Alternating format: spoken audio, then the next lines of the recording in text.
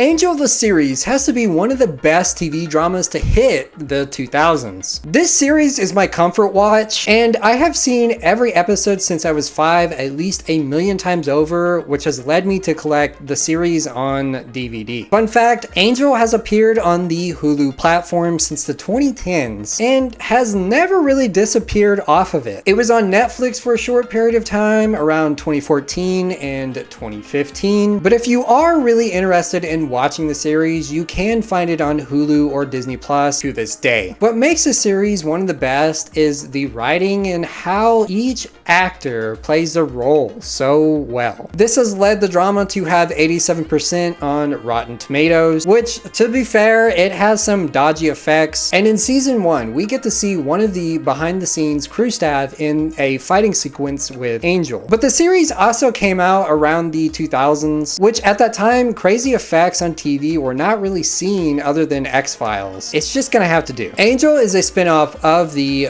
Buffy the Vampire Slayer series, which in itself is a spin-off of the 90s movie. All 3 artworks have been produced by none other than Joss Whedon, who played a major role in the MCU and gave us movies like The Avengers. Angel the series focuses on vampires, demons, magic, and drama. So can I get into the series without spoilers?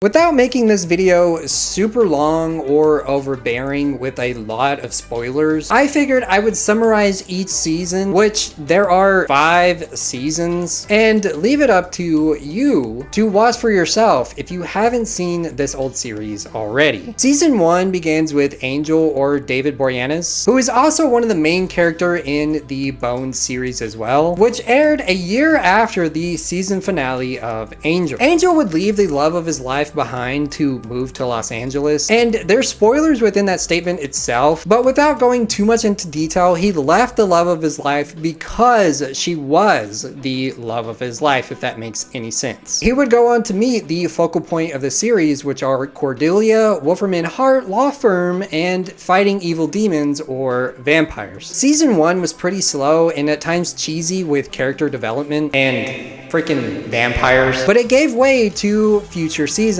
like season 4, which was the most important of the series. Each character that gets introduced in season 1 all play a pivotal role throughout the series, but the main piece to look at would be Cordelia Chase. The witty dialogue and how Charisma Carpenter played it so well really made it feel like you were part of the supernatural universe that we call Angel.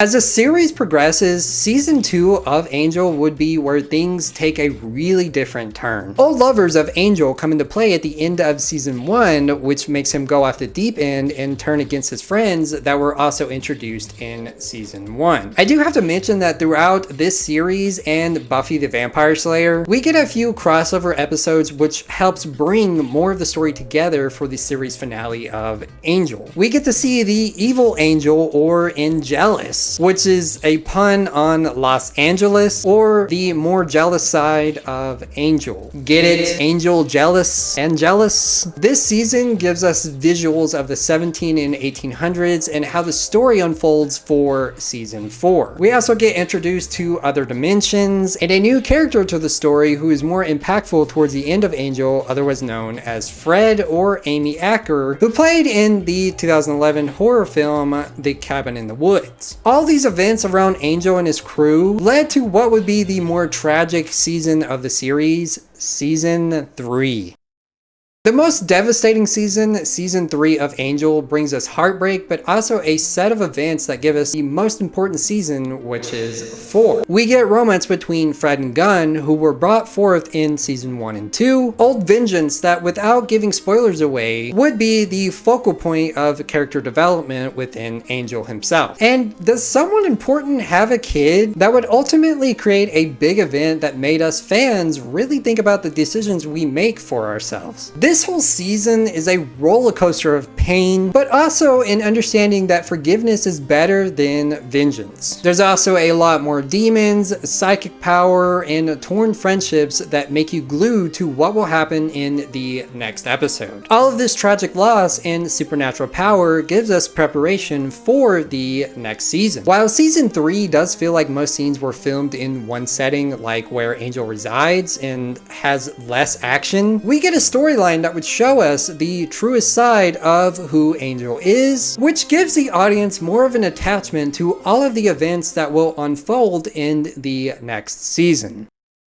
I have stated annoyingly that season 4 is the most important season of the Angel series. And some might question, why not season 5? It was this season that set the stage and tied previous seasons and the last season together, giving us the finale of Angel in 2004. Without giving spoilers away, close friends become enemies. Angel becomes Angelus. And the end of the world is near. This all sets forth events that would reshape all characters that had been introduced previously. There's an indestructible demon called the Beast that would be used for the plot, which gives us the next wave of global domination and less free will. I remember watching this season at 5 in the morning around 2003. This memory is because of the crossover episode with Faith, who is just a total babe of a character and is so freaking hot. The majority of season 4 gave us the dialogue that the end of the world is near, and it is up to Angel and his team of friends to save what remains. This also sets the stage for Wolfram and Hart and its role in the next season. The last season is by far the less important season, but does shed some light on secret societies, multiple friends on Angel's team dying, and has a callback to previous seasons about free will and who makes our decisions for us. Angel and his team now work under the law firm Wolfram and Hart and use their resources to get rid of more evil in the world. The twist in the season towards the end is more crucial, however, and what I said about season 4 tying up all the loose ends, season 5 is where it shines the most. Old friends that turned against the forces of good are now back to give guidance to Angel and how he can bring forth being a pivotal force in a prophecy. Even though I feel it is less important, we get some interesting supernatural episodes which deal with either puppets or time travel, which is just really cool to see. I freaking love the lore behind anything supernatural. The final episode of Angel, otherwise known as Not Fade Away, gave us an apocalyptic world that had been the focal point throughout the series. It was interesting to see who would play a role in giving people a champion of free will.